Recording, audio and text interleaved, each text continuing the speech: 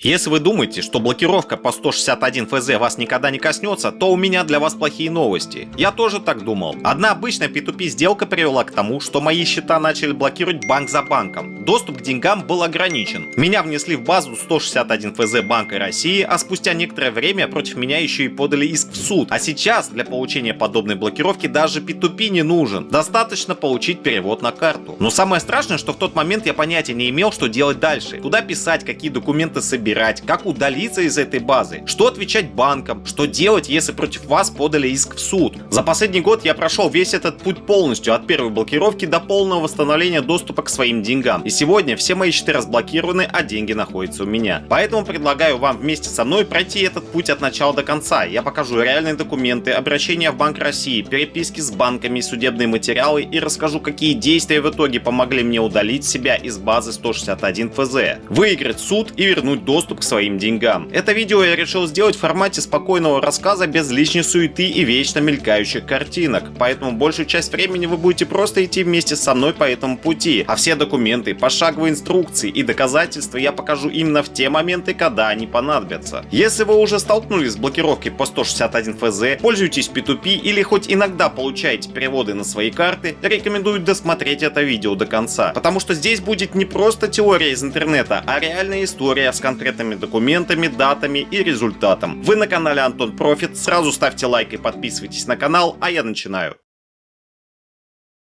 Все началось 25 марта 2025 года. В этот день я проводил обычную P2P сделку на Bybit. На тот момент за плечами у меня уже были множество подобных сделок, и никаких проблем раньше никогда не возникало. Сделка была стандартная, я по классике нашел надежного покупателя с огромным количеством завершенных сделок и высоким рейтингом. Я продавал USDT, покупатель перевел мне деньги через СБП, после чего я подтвердил получение средств и отпустил криптовалюту. На этом история должна была закончиться, но спустя некоторое время начали происходить события, которые полностью перевернули мою жизнь на ближайший год.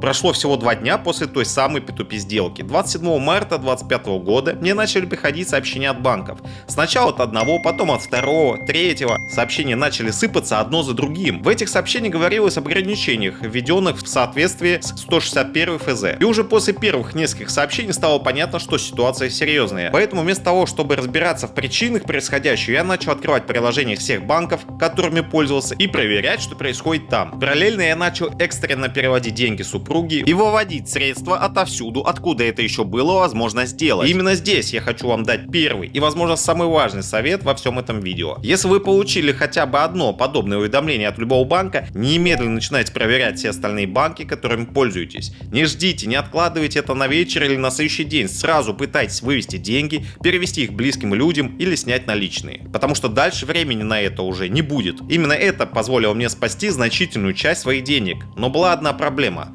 Сбербанк вообще не присылал мне никаких уведомлений, поэтому на тот момент мне казалось, что со Сбербанком все в порядке. Однако, когда я попытался сделать перевод, Сбербанк показал мне сообщение следующего содержания. Мы якобы ограничиваем операцию из-за высокого риска мошенничества. Это требование 161 ФЗ. Ограничение касается только получателя. Вам по-прежнему доступны все операции в Сбербанке. Именно эта формулировка меня-то серьезно запутала. Из сообщения следует, что проблема вроде бы касается не меня, а какого-то получателя. При этом никаких уведомлений о блокировке самого Сбербанк онлайна мне не приходило, поэтому я решил не гадать и сразу отправился в отделение банка. Там я объяснил сотрудникам ситуацию и показал сообщение, которое получал при попытке перевода. В отделении меня успокоили, сказали, что доступ к деньгам сохраняется. Я проверил это сам, снял часть денег через кассу, потом через банкомат, а вечером даже спокойно расплатился картой в магазине. Именно поэтому я сделал вывод, что ограничение касается только переводов. Да, неприятно и придется разбираться, но на тот момент мне казалось, что самое главное, мои деньги находятся под моим контролем. Именно здесь я совершил одну из самых больших ошибок во всей этой истории. Потому что вместо того, чтобы вывести абсолютно все деньги со Сбербанка, как я сделал с частью других банков, я решил оставить их на счете, так как не люблю носить наличные, и карты для меня намного удобнее. Тогда я еще не знал, что именно Сбербанк в итоге станет самым проблемным банком во всей этой истории, и что уже совсем скоро доступ к этим деньгам будет потерян на очень долгое время. Уже на следующий день я попытался оплатить очередную покупку своей карты Сбербанка, но оплата не прошла. Сначала я подумал, что произошел какой-то сбой. Попробовал еще раз, потом еще, но карта больше не работала. После этого я попытался войти в Сбербанк онлайн, но и туда доступ был уже ограничен. В этот момент стало понятно, что ситуация намного хуже, чем мне казалось днем ранее. Поэтому я снова отправился в отделение Сбербанка, чтобы наконец понять, что происходит. На этот раз сотрудник банка уже прямо сообщил мне, что мои данные находятся в базе 161 ФЗ Банка России. Я сразу попросил выдать оставшиеся деньги со счетов, но их система уже не позволяла этого сделать. Именно тогда я окончательно понял, что если срочно не найти способ удалить свои данные из базы 161 ФЗ, то доступа к своим деньгам я могу лишиться на очень долгое время. В уведомлениях некоторых банков было указано, что заявление на исключение из базы можно подать через сам банк, но сразу дам вам совет, основанный на собственном опыте. Не тратьте на это время. Никто лучше вас самих не сможет подробно описать вашу ситуацию и подготовить обращение. Поэтому я решил действовать самостоятельно и обращаться напрямую в Банк России. Тем более на тот момент помимо Сбербанка у меня были ряд заблокированных карт других банков, которые также не отдавали мне деньги по причине моего нахождения в этой же базе. Именно с этого момента началась моя борьба за удаление из базы 161 ФЗ. Перед тем, как я покажу, куда заходить и что именно писать, сделаю очень важное отступление. Когда человек впервые сталкивается с блокировкой по 161 ФЗ, первое, что он обычно делает, начинает искать помощь в интернете. Чаты, группы, юристы, какие-то специалисты по удалению из баз 161 ФЗ и прочие эксперты. И здесь я хочу вас предостеречь. В этой теме огромное количество людей, которые обещают за деньги удалить вас из базы. Юристы, специалисты, люди с якобы особыми связями. Но по факту большинство из них, если не все они, делают ровно то же самое, что можете сделать вы сами. Более того, я считаю, что никто не сможет описать вашу ситуацию лучше, чем вы сами. И самое главное, попытка удалить себя из базы 161 ФЗ и написать действительно грамотное обращение в Банк России у вас, по сути, только одна. Поэтому я крайне не рекомендую доверять эту работу посторонним людям. Лучше потратить несколько часов времени, разобраться во всем самостоятельно и отправить обращение лично. Именно так поступил я, а сейчас я покажу весь процесс пошагово и расскажу, что именно делал и что писал для удаления своих данных из этой базы. Для того, чтобы удалить себя из базы 161 ФЗ, нам нужно перейти на официальный сайт Банка России, ссылка на него есть в описании, перейти в сервис и обратиться в Банк России. Сейчас обращение по этой базе 161 ФЗ вынесли в отдельный пункт, но возможно, когда вы будете смотреть это видео, этого пункта не будет. Тогда вы переходите через «Подать обращение» и уже внутри выбираете пункт 161 ФЗ. В данном случае отдельным пунктом вынесенное мы выбираем «Обжаловать включение сведений в базу данных о мошеннических операциях». Нажимаем «Заявление», спускаемся чуть ниже и нажимаем «Заполнить заявление». Здесь у нас по умолчанию все заполнено. Если же вы перейдете просто по кнопке «Подать обращение», как раз попадете на ту же страницу, но у вас не будут выбраны эти пункты. И вам нужно будет просто выбрать их вручную. В моем же случае я сразу перешел в нужный раздел и все заполнено по умолчанию. Спускаемся чуть пониже и видим общие рекомендации по оформлению заявки, примеры обращения для физического лица, в котором можете скопировать текст шаблона. Ниже пример обращений для юридического лица, который также позволяет скопировать текст шаблона, и для индивидуального предпринимателя.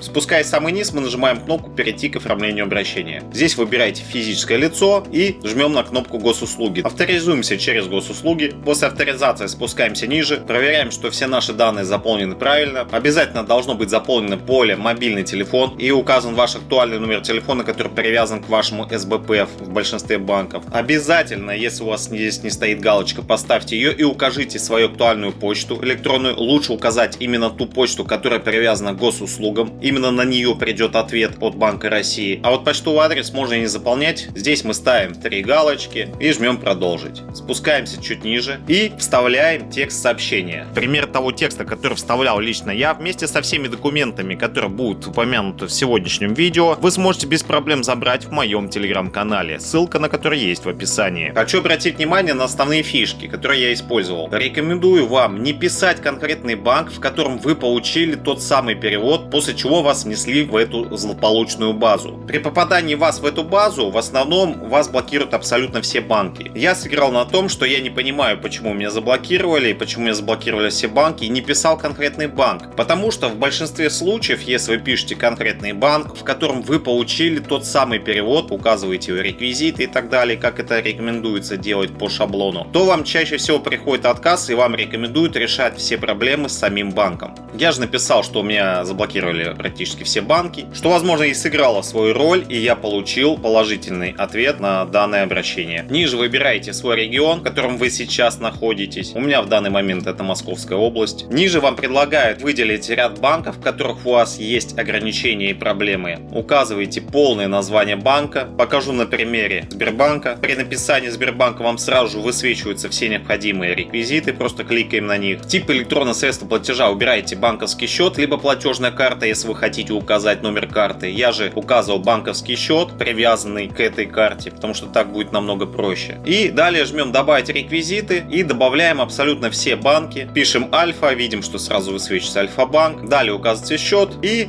абсолютно так же действуйте со всеми остальными своими картами и счетами, которые имеют ограничения. Далее здесь указываете номер своего паспорта, свой ИНН и чуть ниже при необходимости, нажав на эту кнопку, загружаете файлы доказательств, если они у вас есть. Я ничего не загружал, у меня все и так прошло. Нажимаем далее. После этого еще раз проверяем абсолютно все наши данные, которые были нами заполнены, всю свою контактную информацию. Нам осталось нажать кнопку «Отправить обращение» и ждать ответа от банка на нашу электронную почту. И вот спустя 12 дней, 21 апреля 2025 года, на мою электронную почту пришел ответ Банка России. Открыв приложенные документы, я увидел то, на что рассчитывал. Банк России принял мотивированное решение и исключил сведения обо мне из базы данных, связанной с 161 ФЗ. Но здесь я хочу сделать очень важное уточнение. Если вам придет отказ, не выключайте это видео. Даже после положительного ответа ЦБ, моя главная проблема не решилась. Спорный перевод и заблокированные деньги в ключевом банке так и остались. Поэтому дальше путь примерно одинаковый. Писать в банк, собирать документы, объяснять обстоятельства перевода и при необходимости доказывать свою позицию в суде. Если же вам удалось получить такой положительный ответ, как и мне, обязательно сохраните этот документ. Сохраните его в электронном виде и распечатайте его, потому что в дальнейшем именно этот документ станет одним из самых важных доказательств вашей позиции при общении с банками. После получения ответа от ЦБ начали происходить первые положительные изменения. Уже в тот же день и в последующие дни многие банки начали самостоятельно снимать ограничения. Мне стали приходить уведомления о том, что доступ к операциям восстановлен и использование электронных средств платежа снова разрешено. Часть банков разблокировала меня полностью автоматически, без каких-либо действий с моей стороны, но произошло это не везде. Некоторые банки продолжали сохранять ограничения. Например, в моем случае одним из таких банков был Unicredit. Здесь все решается достаточно просто. Вы просто отправляете ответ Банка России и прикрепляете полученный документ во все банки, в которых сохраняется блокировка. Это можно сделать как при визите в банк, так и по электронной почте. В моем же случае я просто отправлял на почту письмо такого содержания, после чего спустя 2 дня мне пришло сообщение, что моя карта разблокирована. Именно таким образом постепенно начали разблокироваться практически все мои банки. Казалось бы, на этом история должна была закончиться. Но именно в этот момент выяснилось, что главный банк во всей этой истории не собирается меня разблокировать, и этим банком оказался Сбербанк. После того, как все банки меня разблокировали, остался только Сбербанк. Я пришел в отделение, показал ответ Банка России и попросил разблокировать счета и восстановить доступ к моим денежным средствам. Сотрудник банка предложил оставить официальное обращение, в котором я описал ситуацию, приложил ответ Банка России об исключении из базы и попросил снять ограничения. После этого оставалось только ждать. Спустя несколько дней банк наконец впервые объяснил, в чем именно заключается проблема. Оказалось, что вопросы возникли к тому самому переводу на 120 тысяч рублей, который я получил в рамках P2P сделки. Сбербанк попросил подробно пояснить происхождение этих денег и обстоятельства получения перевода. Здесь я хочу дать еще один важный совет. Не пытайтесь что-то скрывать и придумывать. Если деньги действительно были получены в рамках P2P сделки, так и пишите. Я честно указал, что перевод был сделан с продажей криптовалюты через P2P платформу, подробно описал обстоятельства сделки и приложил имеющиеся документы. Это важно, потому что в дальнейшем вся эта история может дойти до суда, и ваши объяснения должны быть последовательными и не противоречить противоречить друг другу. Я подготовил пояснение, отправил в банк и снова начал ждать ответа. Но ждать пришлось дольше, чем и рассчитывал. Сбербанк постоянно переносил сроки рассмотрения обращения. Мне снова и снова приходили уведомления о том, что банку требуется дополнительное время для подготовки ответа. И только 3 мая, спустя более 2 недель, я наконец получил официальный ответ. Суть его сводилась к следующему. Сбербанк сообщил, что представленных документов недостаточно для снятия ограничений, и для решения вопроса мне необходимо предоставить письменное заявление отправителя денежных средств об отсутствии ко мне претензий. Причем заявление должно быть оформлено лично в отделении банка. Когда я прочитал этот ответ, то понял, что попал в тупик. Во-первых, у меня не было контактов отправителя, во-вторых, сам банк отказался предоставить мне какие-либо данные этого человека, а в-третьих, даже если бы такой контакт у меня был, каким образом я должен был убедить мошенника добровольно пойти в банк и написать заявление в мою пользу? После этого я снова обращался в Сбербанк, пояснял, что не имею никакой возможности связаться с отправителем, но каждый раз получал по сути один и тот же ответ. Так продолжалось почти месяц, пока мне не стало окончательно понятно, что обычным обращением этот вопрос решить не получится. Поэтому 29 мая 2025 года я направил Сбербанку уже официальную претензию. Все это также делается в отделении Сбербанка. В ней я указал, что неоднократно обращался в банк, объяснял ситуацию и предоставлял необходимые документы. Однако мой вопрос так и не был решен. Также указал, что банк фактически удерживает мои денежные средства, при этом требует выполнить условия, которые объективно невозможно выполнить. И самое главное, я прямо предупредил банк, что в случае дальнейшего отказа буду вынужден защищать свои права уже в судебном порядке. И вот после этого произошло то, чего не происходило все предыдущие месяцы, которые я ожидал от них хоть какого-то разумного ответа. Буквально через несколько часов после направления претензий Сбербанк впервые дал более конкретный ответ. Правда, легче от этого не стало. Банк сообщил, что если я не могу предоставить заявление отправителя, то рекомендует просто вернуть эти деньги обратно. На что и рассчитывают мошенники в таких ситуациях. Фактически мне предложили всего 2 варианта: либо привести отправителя в банк, либо вернуть деньги. Именно тогда я окончательно понял, что добровольно Сбербанк этот вопрос не решит. Но в тот момент я еще не знал, что параллельно уже разворачивается совершенно другая история, которая спустя несколько месяцев приведет меня в суд. Я решил отложить решение этого вопроса до лучших времен, так как был сильно занят, но понимал, что рано или поздно к этому вопросу придется вернуться. Здесь хочу обратить ваше внимание еще на один важный момент. В моем случае я не стал самостоятельно обращаться в суд и требовать разблокировки своих денежных средств. Я решил подождать и посмотреть, как будет развиваться ситуация дальше. Но это вовсе не означает, что вы должны поступать точно так же. Если вы уверены в своей позиции и готовы ее отстаивать, вы можете сами обратиться в суд и потребовать рассмотреть спор по существу. Возможно, в вашем случае это позволит решить вопрос намного быстрее. Я же выбрал другой путь и понимал, что деньги не могут находиться в подвешенном состоянии бесконечно, и рано или поздно спор вокруг такого перевода все равно придется решать либо по моей инициативе, либо по инициативе другой стороны. И как показала моя история, именно второй вариант в итоге и произошел. Спустя почти 9 месяцев, 14 января уже 26 года, на электронную почту и в госуслуги мне пришло уведомление из суда. Из уведомления следовало, что против меня подан иск о взыскании неосновательного обогащения на сумму 120 тысяч рублей. Именно тех самых, которые я получил в рамках P2P сделки. Также в уведомлении было обозначено, что суд назначен на февраль 2026 года. То есть у меня оставалось меньше месяца, чтобы разобраться в ситуации, понять, что именно мне предъявляют, подготовить свою защиту и собрать все доказательства. Первое, что я сделал, постарался получить копию искового заявления и все документы, которые были приложены к делу. И когда я наконец их получил и изучил, я понял, что все началось с обращения мошенницы в Т-банк, который в свою очередь инициировал судебный процесс от ее имени. В этом иске мошенница утверждала, что перевод на 120 тысяч рублей был выполнен ошибочно, что договорных отношений между нами не существовало, а полученные мной деньги являются неосновательным обогащением. При этом она указала, что ей неизвестны данные получателя денежных средств, то есть меня, и попросила суд помочь установить личность владельца счета и вернуть ей деньги. Именно поэтому первоначально иск вообще был подан не ко мне, а к Сбербанку. И только позже, когда суд запросил информацию о владельце счета, Сбербанк сообщил мои данные, после чего ответчика по делу заменили уже на меня. Именно тогда я понял, что дальше просто переписываться с банками уже бессмысленно. Теперь мне предстояло готовиться к настоящему судебному процессу.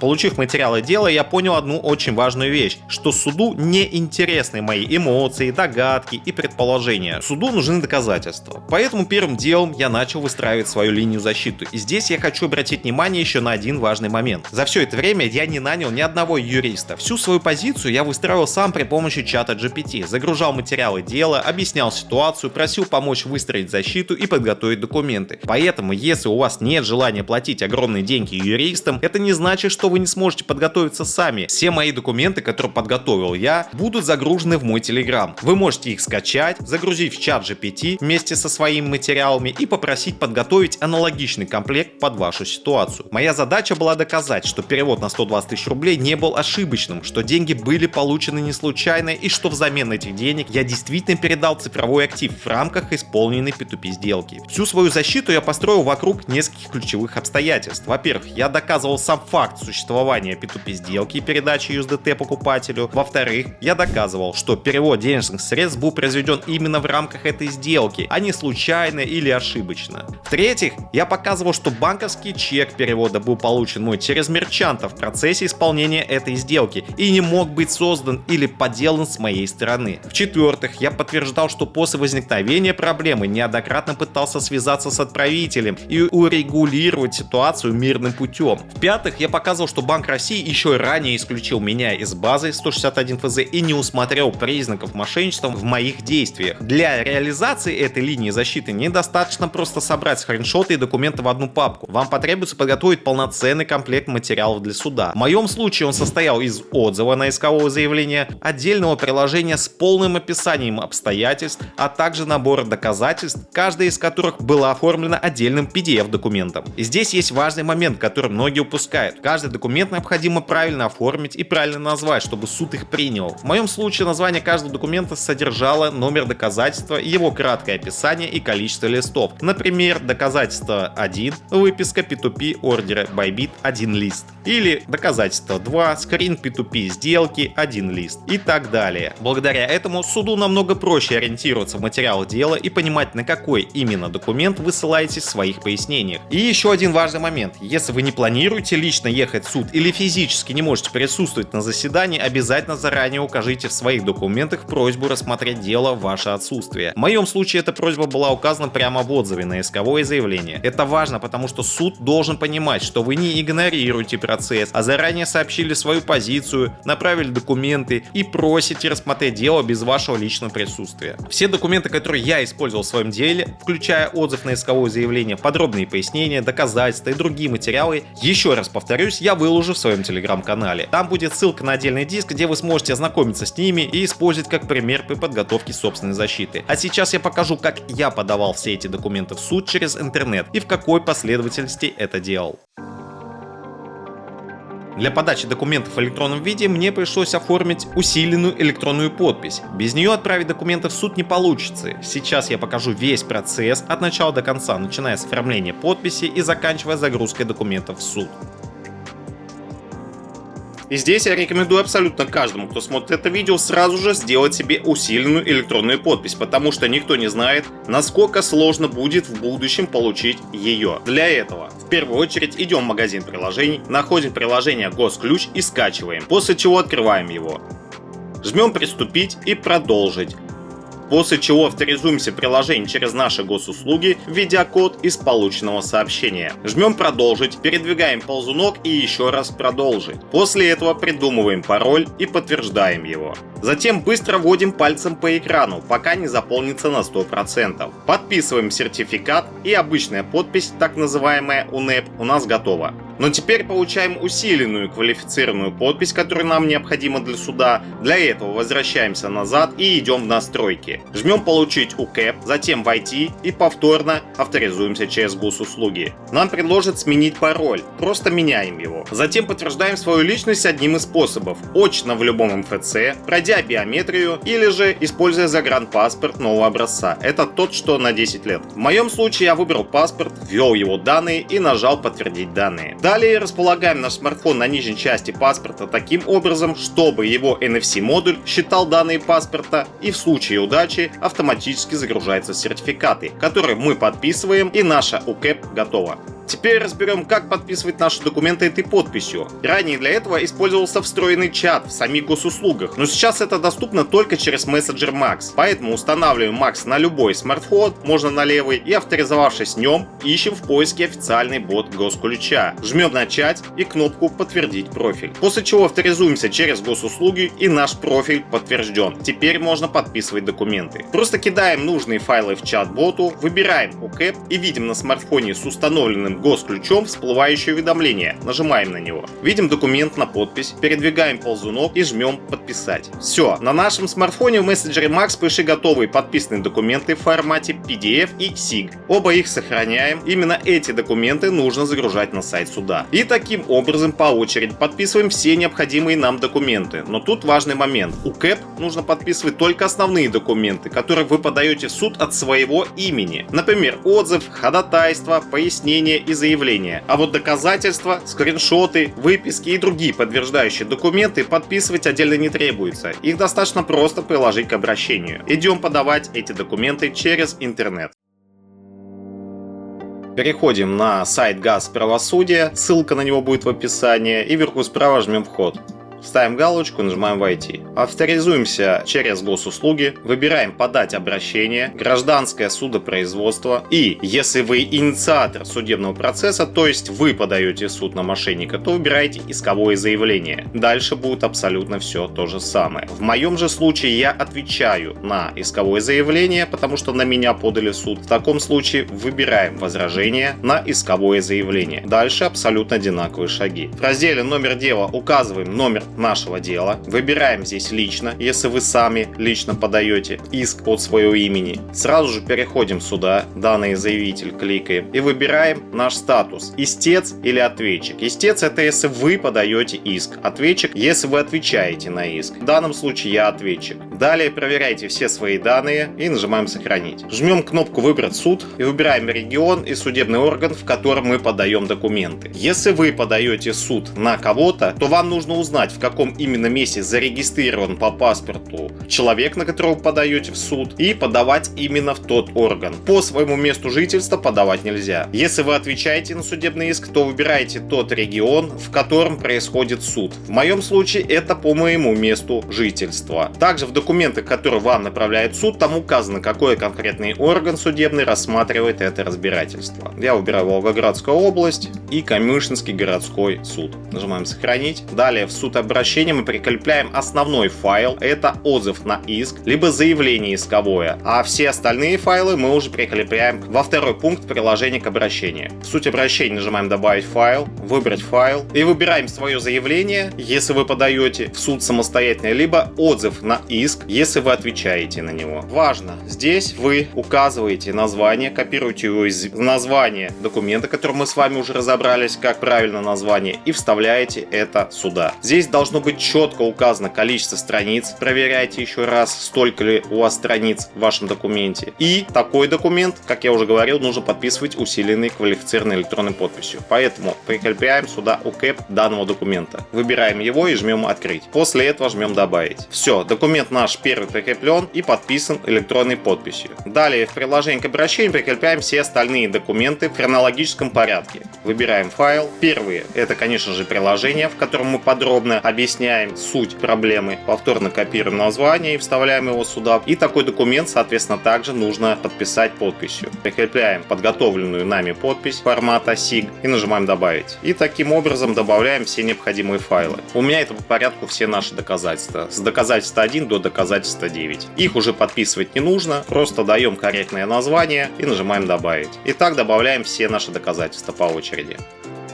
Обращу ваше внимание, что ответ Банка России, как он был написан в документе, который я получил, и визуализация УКЭП Банка России я прикрепляю и называю именно так, как они пришли ко мне, без изменений. То есть в этом документе без нижнего подчеркивания, здесь с нижним подчеркиванием, как я его получил. Загрузив все необходимые документы, нам остается отправить копию тому, с кем мы судимся, по его месту регистрации, и также добавить файл с перечнем документов, описью, который вы получите получите на почте при заполнении всех документов, которые поступают в суд от вашего имени. Этот документ также нужно будет подписать усиленной электронной подписью и прикрепить эту подпись к документу. Спускаемся ниже, поставив все галочки и жмем «Сформировать обращение». Очень внимательно изучаем, правильно ли все здесь заполнено. Спускаемся ниже, еще раз проверяем все документы и жмем кнопку «Отправить». Все, наше обращение отправлено. Мы можем перейти в раздел «Обращение» и контролировать его статус. Также попасть на эту страницу вы сможете вверху, нажав на вот эту кнопку. Для того, чтобы убедиться, что наши документы приняты, нам достаточно вписать сюда номер дела и нажать кнопку «Найти». Здесь вы можете увидеть 3 типа статуса поданных вами документов. Либо проверка электронной подписи не пройдена, это означает, что вы прикрепили неверный файл SIG подписи. Далее может быть статус отклонено. Обычно, если вы прикрепили документы в неподдерживаемом формате, например Excel, и раскрыв такую заявку, вы сможете понять, в каком именно документе проблема, или же статус зарегистрировано. Но такой статус появляется не сразу, а в течение 1-3 рабочих дней после подачи документов. Именно он подтверждает, что суд принял ваши документы и все корректно. Если же вы получите отклонение вашей заявки или же другую ошибку, то просто подаете документы заново полностью через кнопку «Подать обращение». Если же все хорошо и статус зарегистрировано, то остается только ждать судебного заседания. Я уверен, что многим из вас это видео обязательно поможет. Поэтому обязательно поставь лайк, а мы двигаемся дальше, ведь в моем случае это было только часть дела. Наступило 11 февраля 2026 года, дата судебного заседания. Но неожиданно выяснилось, что иск был подан не по моему месту регистрации, поэтому суд принял решение передать дело в другой суд, уже по месту моей официальной прописки. Для меня это ничего и принципиально не изменило, все документы и доказательства уже были подготовлены заранее, мне потребовалось лишь скорректировать шапку документов под новый суд и повторно загрузить уже готовый комплект материалов на сайт нового суда. После этого была назначена новая дата рассмотрения дела 28 апреля 2026 года. Именно в этот день история, которая начиналась с одной P2P сделки и блокировки по 161 ФЗ, наконец подошла к своему финалу. 28 апреля мне пришло определение суда. Из него следовало, что истец, то есть мошенница, дважды не явился на судебное заседание. При этом никаких уважительных причин своей неявки суду представлено от нее не было. В результате суд принял решение оставить исковое заявление без рассмотрения. Простыми словами, никакого решения против меня принято не было. Иск мошенницы фактически остался без движения, а все ее требования суд рассматривать не стал. Честно говоря, такой исход меня не удивил. Потому что мошенники, которые запускают подобные истории, до реального суда просто не доходят. Но даже если бы мошенница все-таки явилась на заседание, мои документы и заранее подготовленная линия защиты не оставила бы ей шансов доказать, что перевод был ошибочным, или что я получил эти деньги без каких-либо оснований. И здесь самое главное, что вам нужно понять. Неважно, состоялся суд по существу или нет. Неважно, явился истец или не явился. В любом случае, по итогам судебного заседания у вас появится официальный судебный документ. Именно этот документ становится вашим следующим инструментом для снятия ограничений и разблокировки денег в том банке, который продолжает удерживать ваши средства. В моем случае таким банком был Сбербанк. И именно с этим определением суда я снова отправился добиваться разблокировки своих денег.